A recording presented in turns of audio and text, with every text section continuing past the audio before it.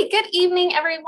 Welcome to the last webinar here in our webinar series for this fall semester. Today, we're going to be talking about room selection for returning students for 2022-2023. I am pleased to have Harriet Candell joining us from the Office of Residence Life and Campus Living thematic area to talk about this process and maybe answer some questions for us. So with that, I'm going to go ahead and turn it over to Harriet. So I am going to share the PowerPoint that we went over with students in the last few days, and that version will also be uploaded to our website in the next few days. It is text heavy, and so I'm just going to go over the basics for you all to know for your students and what information has been shared with them. It's also information that has been shared on our website. Part of it has been sent via email to all of our students. They will get more emails in the coming weeks about the housing selection process when they return in January. I'm going to apologize right now. I'm working from home, and so you may hear our dogs or my daughter in the background, and so I apologize in advance. But we're going to walk through the housing application and contract do's and don'ts for room selection and kind of go from there. So I'm going to share my screen so that you all can see the PowerPoint. Okay, so hopefully everyone can see the first slide, which is housing application and contract do's and don'ts. We're going to walk through each slide. So again, just reminders of why living on campus is so important. For students, we find that it is the convenience and being able to get to where they need to go quicker. They're closer to resources such as faculty and staff. There is a sense of community within their halls, the inclusive housing costs, and so being able to have housing and dining all in one is really important and close. Improved satisfaction with college. There have been numerous studies that have shown that the longer a student lives on campus, the more that they are satisfied with their college experience. And part of that is just because they are so close to the resources and faculty and staff. So a lot of these announcements have already gone out to students via email last week. And so what is happening in room selection for 2022-2023 academic year, the biggest announcement that went out was that One Tribe Place will close and it's not going to be available for students for next year. And we know this is a disappointment for students because this is one of the top choices for housing. It's going to only be closed for a year and will reopen the following year. So fall of 2023, we're excited that it will be back online. If your student currently lives there and they have an accommodation on file, we will work with them directly with the Student Accessibility Services office and find them a space for next year. And so I don't want people to worry that there's not going to be a place that will meet their accommodation because we will have other spots on campus. Richmond Hall will reopen as a traditional residence hall for next year, which is really exciting.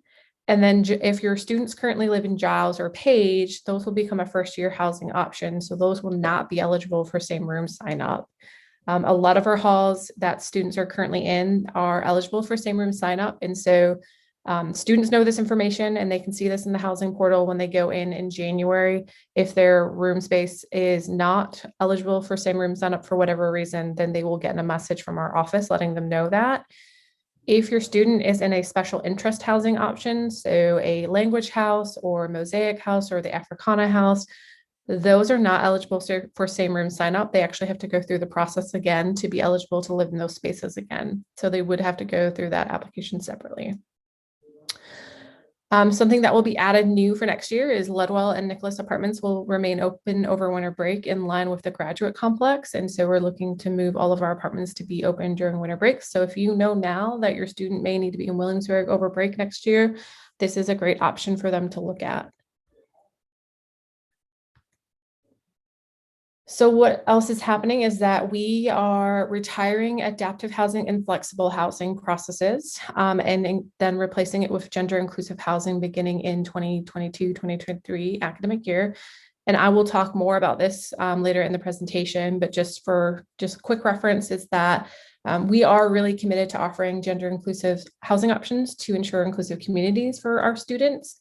And there's two kind of housing preferences that will come out of that is that there will be single gendered housing So having roommates and suite mates and apartment mates who are all same sex listed in banner, or gender inclusive, where they're having roommates and suite mate, apartment mates of any gender or gender expression identity. Students go through that process. We don't share that process out outside of the students. And so just keep that in mind. And we'll go over more about that later on. As always, there's always a possibility for a wait list if the demand for housing exceeds the supply for available spaces. We have not had a wait list in probably at least over 5 years, but we are putting it out there just in case. But know that if your student is social class of 2025 or 2026, they are required to live on campus, and those spaces are set aside. And then the spaces for juniors and seniors are then what is left after those. And so again, though, we have not had a wait list in over 5 years, and we don't really anticipate that would happen. So who is eligible? This is really important because if your student is currently not enrolled during the spring semester and active as a student, they would not be eligible to go through the room selection process. So you must be currently enrolled, a full-time undergraduate or a graduate student for spring of 2022, or be readmitted for fall 2022 prior to the housing selection process happening.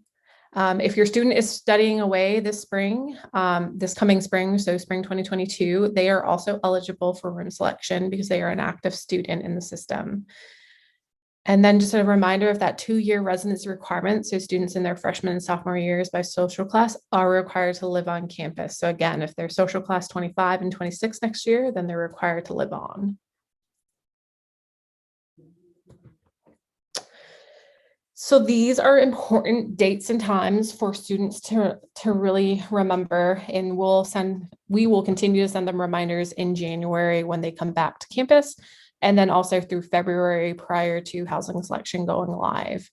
So students should have their housing application and contract signed and completed by Thursday, February 17th. And what that means is that if they have a medical accommodation, that should be on file. If your student has a medical accommodation on file already, they don't need to worry about doing anything extra. We have that on file, then they're already lined up to be part of medical accommodation selection day.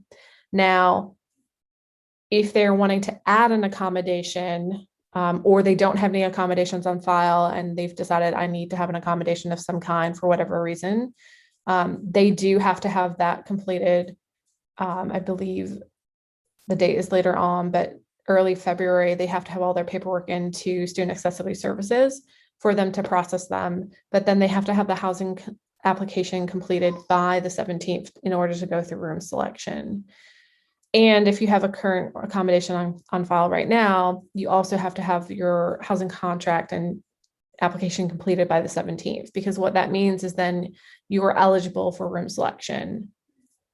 All other students who submit their application by that deadline will receive first chance of regular time slots based on their social class for traditional room selection week. Students who submit their application after that February 17th deadline will still be assigned a time slot during traditional room selection, but it will be at the end of their social class day. So if I submit my housing application on February 19th, I'm going to be pretty much the last one to go on my designated social class day. And that's just based on because I turned it in late, essentially. Everyone else who turns it in prior to that, before that 17th at 5 p.m. deadline, they will be eligible for more of the essentially earlier in the daytime slots. Our system, what happens is they generate at random those time slots. And so it won't matter if your student turns in their housing application on January 31st or February 5th or by the 17th. That doesn't impact what time slot they get, providing that they've got their housing application in between the 31st and the 17th, then they'll be good to go and they'll be assigned a time slot during their traditional room selection day. Students who submit a housing contract after traditional room selection day starts, essentially what happens is then we have other days later in the semester for room selection, and they'll get assigned to the next available room selection day. The only issue with that is that then a lot of the housing option and choices are gone because most of the rooms and preferred rooms have gone during the traditional room selection process. So we encourage students, if they know they want to live on campus, they want to get their application in by the 17th so that they have a good shot of getting where they want to go.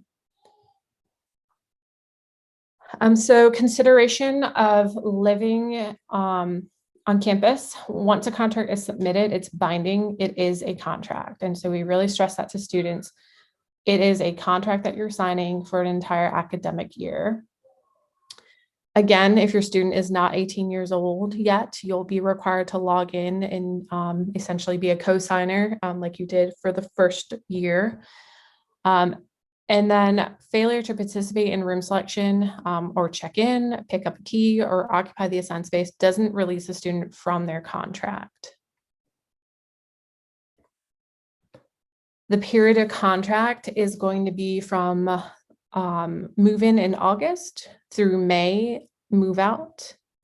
And so that is the specified time. But we will not know official move-in dates and times until later on, and those get posted on our website and then shared with students as soon as we know what those times and dates are. Agreements entered into and after the beginning of the fall semester continue to be in effect until the close of the academic year. So if your student applies late, which does happen, we have students that apply in August or September, the same contract timeline applies to them. And so the contract would run through the spring semester to that May closing.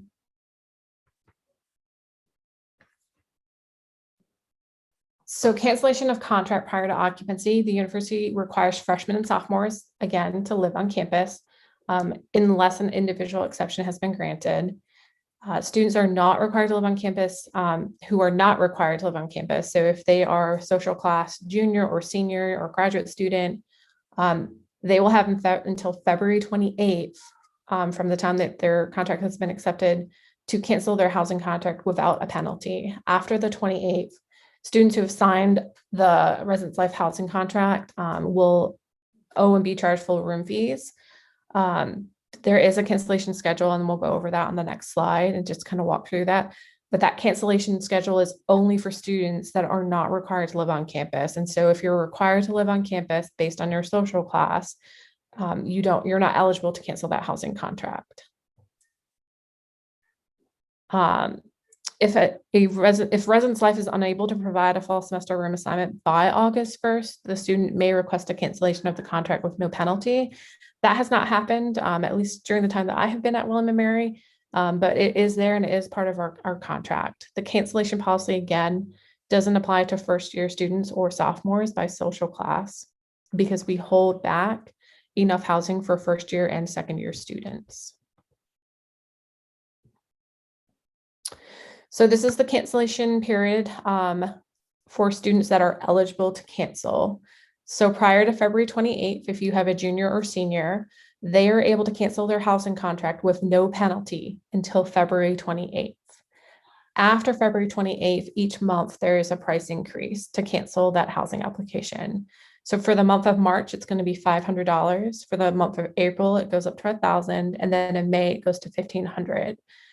Once we get past May 31st, that means that they can no longer cancel that housing contract, and then they would actually have to put in a contract release request. And those are a case-by-case basis, and we'll go over those in just a minute.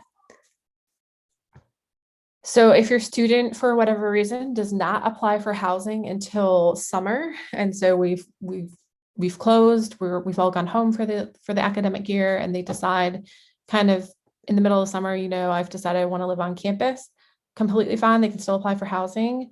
But just keeping in mind that once they submit a housing contract after May 31st, the request to cancel, that period of cancellation is a little bit different. So if they cancel within 10 business days from the contract submission, the student can cancel the contract and it would be a $500 cancellation fee and billed to their student account. And then if it's between 11 and 20 days, it goes up to $1,000. And then on the 21st day, students wish to cancel their housing contract would then have to go through a contract released exemption request because they would no longer be eligible to cancel. So a contract release exemption is different from canceling your housing contract. So the contract release exemptions happen from the time that a student submits a housing contract all through add drop in the fall. After add drop happens in the fall, students can no longer request to release from their housing contract until the following semester for add drop. And so all of our reasons are listed online also, and then also in the housing portal for students to go through the process. Typically, a housing release exemption is based on if a student wants to commute from their permanent address, and that has to be within 30 miles of campus. And so if mom and dad or legal guardian live within 30 miles of campus, then they are able to put in that request and then documentation, and then we verify, and then they're able to commute from home. Another reason would be students they have a dependent or they have gotten married is another option. Or we have a financial release request also, and that requests a lot of documentation. And so these are all reviewed case by case, and then the students would receive a letter of approval or denial, and that is how they would move through that process. Again, it's case by case. Depending on when they are approved for a contract release is dependent on if they would get a refund or not, and that would depend again by that add drop deadline.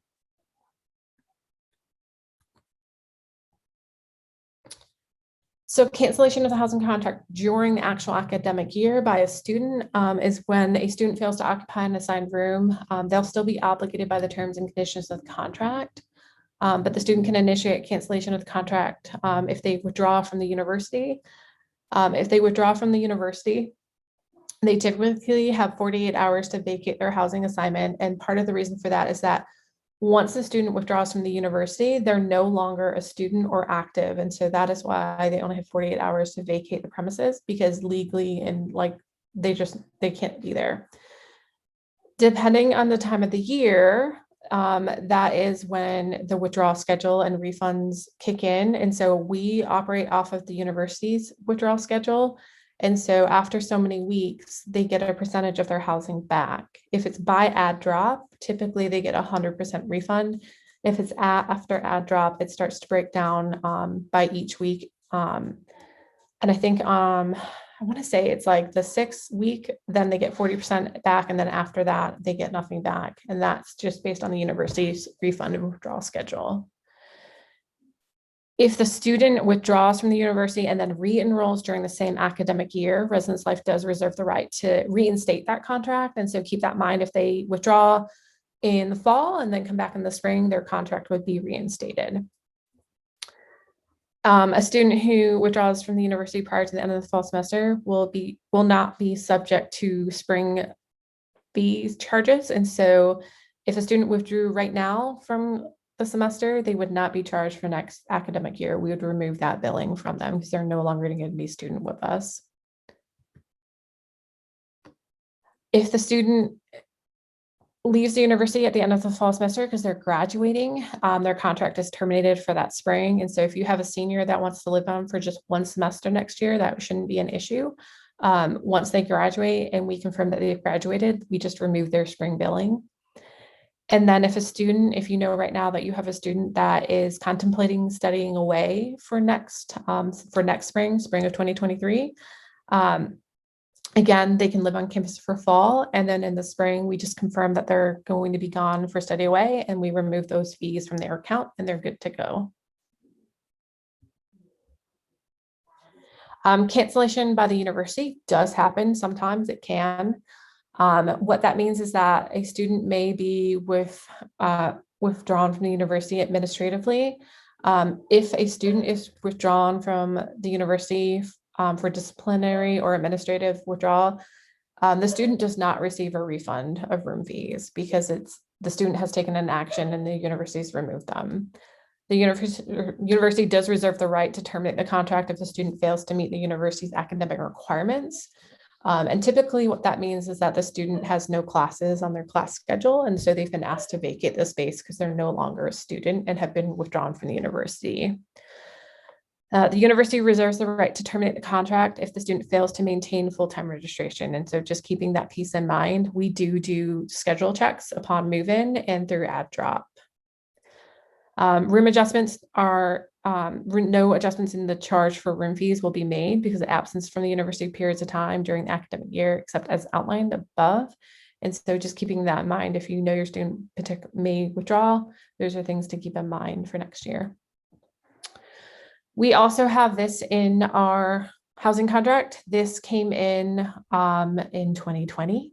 And the university may terminate this contract if a student's occupancy rights in the event of fire, earthquake, flood, hurricane, or other significant weather events, natural disasters, act of God, strikes, work stoppages, or other labor disturbances, riots or civil commotions, litigation, war, or other act of any foreign nation, plague, epidemic, pandemic, power of government or governmental agency or authority, state of emergency, or any other cause, unlike any cause mentioned above, whether natural or man-caused, is beyond the control or authority of the university. We hope that this will never happen, but we have already learned from this current pandemic that things do happen. And if the university had to close, there is now a schedule of refund fee based on if something were to happen, up until so many weeks into the semester. And so that is there in the housing contract this year, and it will be there in the housing contract next year. And so we keep that there. Again, it's broken up in percentages based on the week that if a closure were to occur, it will be able to tell you kind of how much of a refund your student would receive. So now we have gender inclusive housing, and we talked about that a little bit in the beginning. Again, what that means is if there is single gender housing and then gender inclusive housing. Gender inclusive housing does not include single occupancy spaces. So a student with a medical need related to gender identity, including for a single occupancy space, should submit their request and related documentation to our SAS office by the deadline listed on the accommodation selection page. So if you know you have a student that is interested in gender inclusive housing and is needing a single, they need to work with our office and then also the SAS office. So gender inclusive housing, important things to keep in mind. Students that are selecting gender inclusive housing should plan to live with a roommate. You'll not be able to search for, or your student won't be able to search for a roommate who does not have gender related housing preferences. So any student that's wanting to do gender inclusive housing has to opt in the housing application and then also be able to search each other based on that. So if your student is having a hard time finding someone based on that, they'll want to check with the person they're trying to room with to see if they've selected gender inclusive or single gendered housing to find each other in the roommate search. We cannot guarantee that there'll be enough options to grant all students gender inclusive housing preferences. This has not been an issue in the past, but again, we just want to make sure in case we do run out of spaces. In the event that Residence Life is unable to accommodate the request of residents, or the residents do not select a roommate, they'll be assigned a roommate based off of the single gender housing preference. Gender inclusive housing is completely optional, and all students selecting the gender inclusive housing option must carefully read, accept, and understand the expectations listed. They do have a page in their housing application that they can agree to or opt out. Gender inclusive housing is also not intended and highly discouraged for romantic couples. However, students will not be asked for their reasoning for requesting gender inclusive housing, but we really stress to students that this is not an option for romantic couples. But again, we would not know the reasoning behind that. Students have to be 18 years of age at the time of their request. If your student is not 18 years old, they actually will not see the gender inclusive housing process in the housing application portal because our system will read that they are not old enough to see that process. Each individual student must be eligible for campus housing. So again, they need to be an active student at the time of housing application is due. We do not allow undergraduate and graduate students to mix in any of our housing, including gender inclusive housing options. And then this is just kind of a breakdown of where gender inclusive housing will be throughout our halls. And so if there are groups of two, there will be limited spaces in Hardy Hall, Ludwell Apartments, and then Richmond Hall. Groups of 3 students will be in Landrum Hall, which is also limited. It's in our upper level. And then Ludwell Apartments. Groups of 4 students will be able to select Tribe Square, Graduate Complex, or 4-person suites. So any building that has a suite for upperclassmen would be eligible. Housing for 6 students will be in Nicholas Apartments or Landrum Hall in the upper level. And students accepted into any of the living learning communities, including Africana House, Mosaic, Language Houses, and the CW House. And then students with medical accommodations will also be eligible for gender inclusive housing. If you have a graduate student, gender inclusive housing for graduate students will be in any of our bedroom formats out in the graduate complex. So then we also have special interest housing. And so if you have a student that is interested in any one of our separate houses, they also have to do a separate application through any of the special interest housing options that they're looking at. And so if you went to our website and saw special interest housing, you can click on any of these pages and it will take you to another page that will talk through the application materials that they may need for one of those houses. And so we have the Africana House located in Landrum Hall. We have Mosaic House located in Hardy Hall. We have the Colonial Williamsburg House, which is a really awesome experience for students who are looking for something a little bit different. And then we have the language houses that are located in Landrum and Hardy Hall. And all of these processes, they also have to do the housing application that we're talking about right now, and then a separate application through those individual special interest housing options. And again, that's all listed on our website for them to look at. Depending on the option that they're looking at, I know that some of these houses are having open houses. And so they would be able to go and kind of go to an informational night. And a lot of these houses do require a housing application and potentially an interview to live in the house, depending on what one they're looking at. The deadline for all of these will be Wednesday, February 2nd to submit any of the living learning community applications to those programs. So then we have accommodation housing. And so what that means is the medical accommodation. We have retired adaptive and flexible housing and replaced it with gender inclusive housing. Students who are approved for a medical accommodation, their housing selection dates will be February 23rd and 24th, providing that they have submitted a housing application by February 17th at 5 p.m.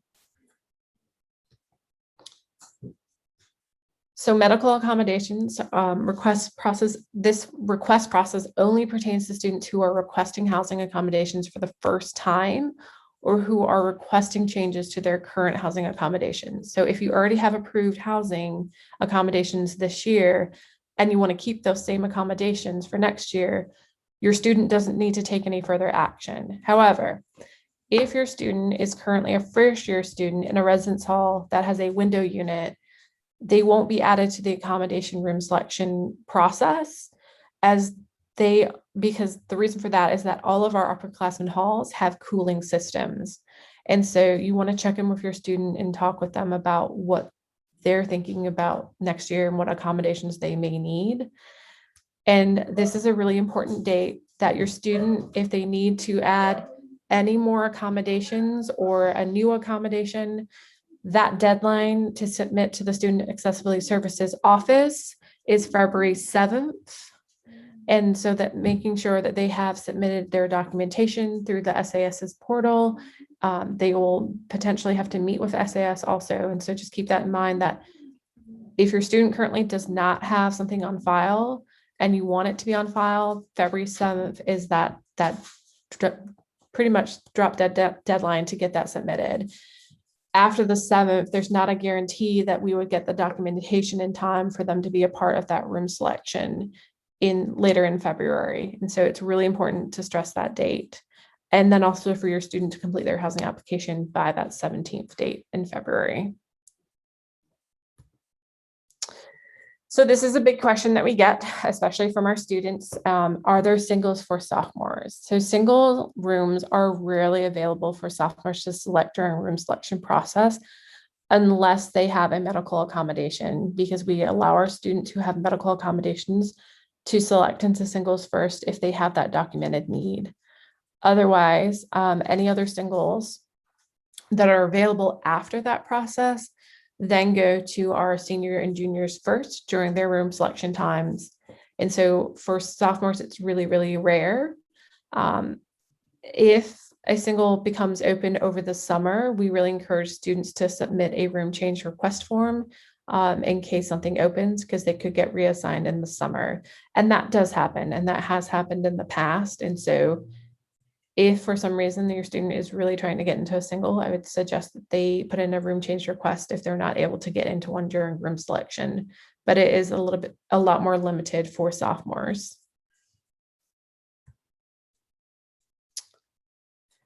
So we have a timeline online, and it will walk students through every day in process during our room selection.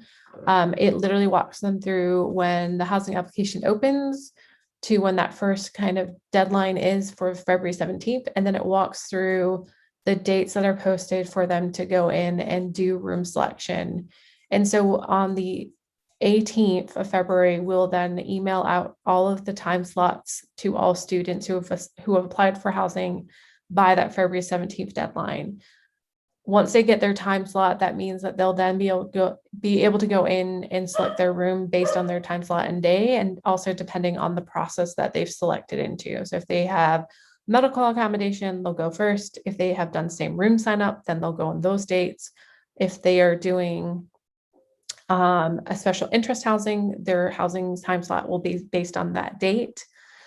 Something to keep in mind that we haven't really touched too much on: if you have a student that is thinking about doing same room sign up, they are completely eligible to do that, providing it's in a building and a room that they're able to do that.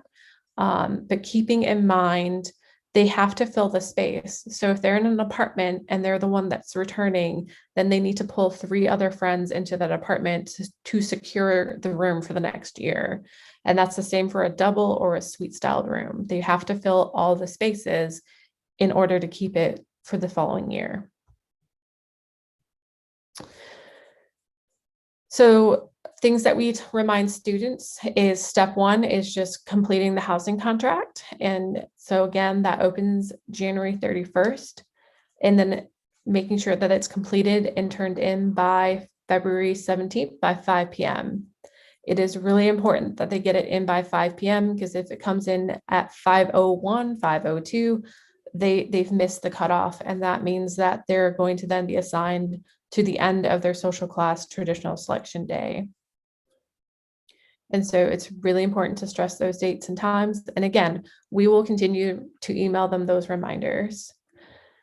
And then if they apply after the 17th deadline, and it's after traditional room selection, they'll then be assigned later in the semester to the next room selection day. So that would be March 22nd, April 28th, and June 1st, providing there is not a wait list. And again, we don't anticipate a wait list, but we're putting it out there just in case.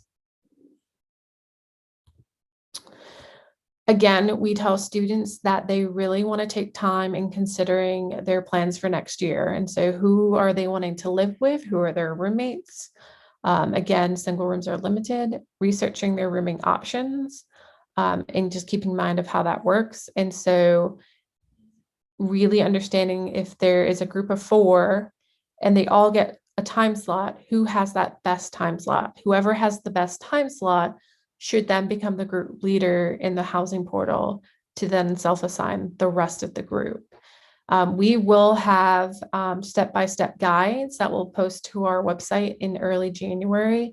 If you go to our website now, you'll see last year's the old step-by-step guides. They're very similar, but that will walk a student through how to select a room if it's their first time doing this. We also tell students that you want to have multiple plans. So I know a lot of students are really set on having a 4-person suite or a 4-person apartment. And we really encourage students to think about by the time you get to room selection, what if that option is no longer available? What is your plan? Are you staying as a group of 4, or are you going to split your group into a group of 2 because you're able to get into a double and then another double down the hallway? And then who's going into those roommate groups? And so we tell students to have multiple plans going into this in case their top choice isn't available. And again, just asking students to walk through the online room selection pages on our website. It has a lot of information for them to walk through. And then also, if they have questions, they can always email our myroom@wm.edu account at any time for questions. And so that's also a really good resource for them to go to. But the website also has lots of good information. If your student is applying to be an RA or wanting to live with an RA, we advise students to go through the room selection process. If they don't know yet, they should just proceed through room selection as it was normal. And so then we'll adjust their process after the fact. And so if they become an RA, then we'll get that changed for them on the back end. I am so sorry. Our children are running around, and so dogs are barking. If a student is hired as an RA and leaves a vacancy in their old room, their roommate group will have through June 1st to add someone on the room selection room change dates. And so again, if your student is in a group and then they have a friend that leaves because they've become an RA, then they'll get first priority to fill that space. If they don't fill the space, then our office will fill the space with an incoming student or a student who has applied late in the process. So reminders for students, just reminding your student once they sign a housing contract, they're committing to pay for the entire academic year, and that there are cancellation fees that kick in after February 28th. And so keeping those things in mind. We really encourage students to review the contract carefully, including the limited cancellation policies, and that it's a legally binding document. When your student signs the housing contract in the housing portal, they do get a copy of the contract sent directly to them immediately after they sign the housing contract. And so that will go to their email, and then we will also post that on our housing website once the contract is updated. So those are the main pieces for room selection that's coming up. I'm going to let Heather kind of walk us through questions, and I'll try my best to answer. Yeah, and I know a lot of information. That was a lot of really good information, Harriet. We have a lot of questions, so I'm going to do my best to try and pick through which ones we can get through in our time together. And I will just note that the Residence Life website is going to have a ton of really great information. So I've posted a lot of links in the chat. If you've been keeping up with the chat, there are links to a lot of really good stuff that Harriet talked about. And I would definitely recommend taking a few moments after this presentation to just review the information on those web pages, because there's going to be a lot of really good stuff in there. So I am going to start with, can you briefly touch on again the process for students who maybe are living in a particular residence hall space right now because they have an accommodation through Student Accessibility Services? If they want to stay in the same space, can they? And what is the process if a student has accommodations and wants to keep those accommodations moving forward? So if they are currently in a, let's just say randomly, Landrum Hall, and they're in a suite that is not in a language house, then they would just need to do same room sign up. However, they would need to fill the space in order to keep that exact room during same room sign up. We allow students that have accommodations on file to go through the housing selection process first, so that we ensure that students that have accommodations on file get the housing accommodations that they need. And one other note too, Harriet, if a student is living in freshman housing, they will have to move to upper class housing. Yes. Correct? So freshman housing is designated only for first year students. So if you have a first year student currently, they will not return to the buildings that they're currently in. They will move to upperclassmen housing. So they should be looking at upperclassmen buildings. And I know a lot of them already are, because they have already sent a lot of questions to our office with what buildings they can be living in for next year. Awesome. I saw a couple questions about students who may be thinking about living in fraternity and sorority housing. How does that process differ at all, or is it the same as just general room selection? So they are very close to general room selection. So they still have to have their applications in by February 17th. The difference for them is that when they go through the housing application, they join a fraternity or sorority roommate group. They'll have a designated group leader for that from their chapter house who will pull them in, and then they'll place them in the house during room selection. So essentially, the only thing that your student would need to do is complete their housing application by the 17th and get into the correct roommate group. And they'll get a lot of information from the chapter also for that piece. But that is how they would navigate through the housing application. So that 17th deadline is still really important for them. Thank you. Yeah. I see a few questions about the study away, study abroad question. So if twofold, if a student is going to study away in the spring semester, what does that process look like, as just a reminder? And if a student's roommate is going to study away in the spring semester, what does that process look like? Okay, so if a student is going for study away for spring of 23, and it's hard to say that when we're going to spring of 22, but so they will go through the housing application as normal. They'll select housing as normal with their roommate, and then they're all set. What happens then is that next fall, they'll have the I've been approved for study away. We will check that they have been approved and then release their housing. So what happens is we remove their housing reservation and their billing from their student account once it's been confirmed that they're studying away. And then they move out at winter break and then they're done.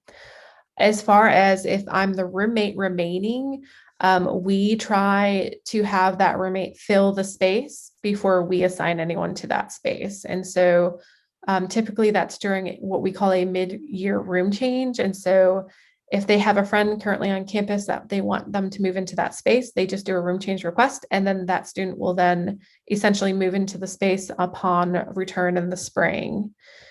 If they have someone coming into the university because their friend is currently studying away for fall, and this happens a lot where like people switch people in and out for those spots.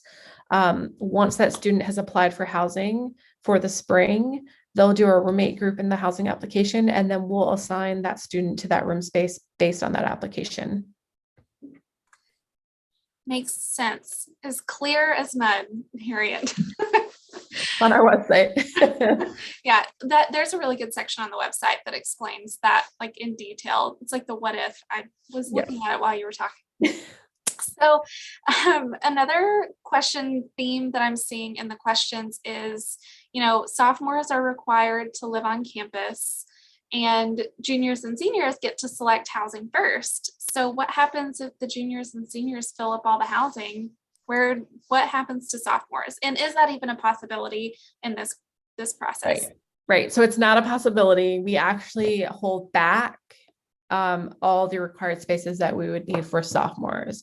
So then what's left is the junior and senior housing spots. Now, a lot of those spots are in preferred housing, but they are held back spots for them. So we would not run out of housing for sophomores.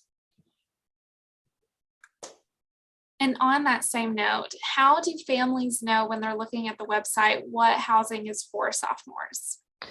So any upper level hall is for sophomores. And so that is apartments, that is suites, that is doubles.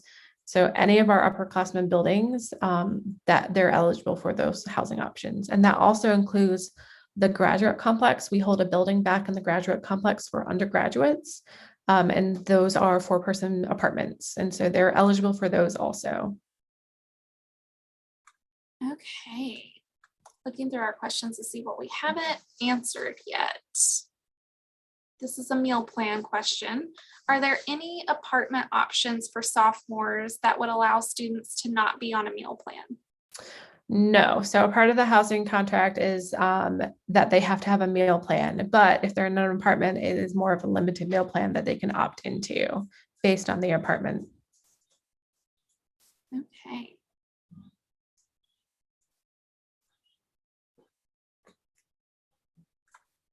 Can seniors, juniors, and sophomores live together, or can students only live with students in their social class? So we actually don't have any limitations on that. We only say that undergraduates and graduates cannot live together. But if there is a senior and a group of sophomore and juniors that want to live together, they can do that. And that is also sometimes how students get into more preferred housing potentially because and I've seen this happen where sister is the senior and they want to live together and younger sister is a sophomore. They each bring a friend in and then they assign into a suite or an apartment together. But yes, so sophomores, juniors, and seniors can intermix into those apartments and suites and doubles. Wonderful. Yeah. How will students learn which residence halls are suitable for the specific accommodations that they've requested through SAS? So it is, and your student can always contact our office prior to room selection so they don't feel caught off guard. So we go based off of their accommodation letter. So if their accommodation letter says, for example, semi-private bathroom, suite style, then that is the only option they're going to see is suite style, semi-private bathrooms. That's the option they're going to see. If their accommodation states that they need a single, those are the only options they're going to see. They're not going to see every single building option. If it says single with private bathroom, they're only going to see singles with private bathrooms. So it is really based on what their accommodation letter has said, or if they have an accommodation that says centrally located, then that's more what they're going to see on their accommodation letter is what they're going to see in the housing system. If they're questioning it prior to room selection, they should reach out to our office and ask the questions ahead of time. And again, they can email myroom@wm.edu to do that. Okay. Is there a random roommate selection process, or does everyone need to select their roommate? So on traditional room selection days, we have it kind of split up. So if students have a group of roommates, they're able to go in during their time slots throughout the morning into early afternoon and fill the spaces. If I do not have a roommate, I would have to wait until I want to say it's about 2 p.m. And this is on our website too. But after 2 p.m., I can then go in and just fill a space if I don't have a roommate group, or if there are two of us that want to go into a suite, but we don't have two other people, we can wait until that 2 p.m. time frame and go in between 2 and 5, fill half a suite, and then another two people can go in and fill the other half of the suite. And that's how we've broken that up. We are also going to host and the dates are on the website, but we have not identified space yet. And we'll announce that in January. But we are going to have a roommate mixer social for students that are looking for roommates. We were not able to do that last year, but we're bringing that back this year, where they can kind of come and connect with each other, kind of figure out if they'll be a good roommate pairing or not. And we're also going to do a gender inclusive roommate match, also reception night too. I mean, both of those events are going to happen in early February. Okay, I'm going to do two more questions and then we will wrap up, and we will wrap up with contact information too, because I know that we aren't getting to everyone's questions. So in a high level overview, I know some of our class of 2025 families remember very clearly what the process felt like for incoming students. High level overview, how is the process for returning students different than the process for those new students who did it maybe last summer? The biggest difference is that they're self-assigning themselves. We are not assigning them. And so it's a lot more on your student. And that's also why it's really important that they get their housing application in by that February 17th deadline, because it's going to give them more opportunities during room selection. I will say now that everyone is going to get their top choice, especially when there are thousands of students all trying to get into one building. And so again, having your students plan for that. But that is the biggest difference. So their first year, they're putting their housing application in and they're essentially kind of done. In this process, they put in their housing application and then they get sent a time slot. And then based on that time slot, they'll go into the housing portal and they'll be able to see all of the room spaces that are available at that time and select into those spaces. And again, we're going to have guides that are going to be posted on our website. There are currently ones there from last year. they can take a look at those now. They're going to be slightly different for this coming year, but they'll look pretty similar. But that's the biggest difference, is that they have more control on where they're being assigned to. If they don't assign during room selection, we'll eventually go in and assign them to whatever space is left. And so important for them to do it. All right. And my last question, Harriet, is as students are returning home from the semester and families and students are talking about this process, what piece of advice would you give to our families as they have conversations with students? How can our families support their students through this process? I think it's important to talk to students about where is the more ideal place for them to live. What is more important to them also? Is it a suite style space or a double space, or is it an apartment style? And what does that look like? Because our apartments are all slightly different too. There's no one set designated space. And so I would say it's important to think about that. Important to think what I've mentioned too is like, what if you don't get your top choice? What does that mean for you and your group? Especially if it's a group of 4 that were really wanting that apartment or suite, but then now there are only doubles left. What does that mean? Or just talking through, like, if there are only suites left in a building that you're not really wanting to go into, again, is that a conversation with your roommate group about, do we split up and go into different roommate groups? And I would also say being honest with your roommates or your potential roommates, because in our system, once you drop out of a roommate group or remove someone from a roommate group, the system automatically emails the other students. And so they know what's happening. And so to avoid some hurt feelings, I would have those conversations with your students just to avoid that in the future.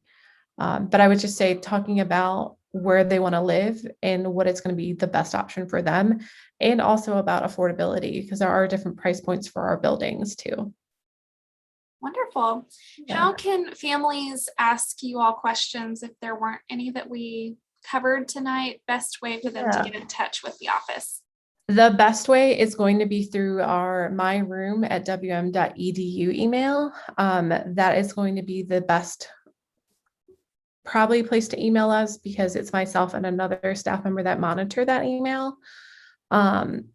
Keep in mind that we are closing after the 22nd of December, and we won't reopen until January 3rd. And so if you do pop us an email during that time frame, we most likely won't return your email until early January. And so just keep that in mind, that we're not ignoring you. We're just also on break. And so we will get back to you right after we come back to campus. Wonderful. Well, thank you so much, Harriet. You covered a lot of really great information, and families know where to reach you all if they have questions. So I hope everyone has a wonderful holiday season and they enjoy some quality time with their students. And thank you again for joining us this evening. Thanks. Bye, everyone. Bye.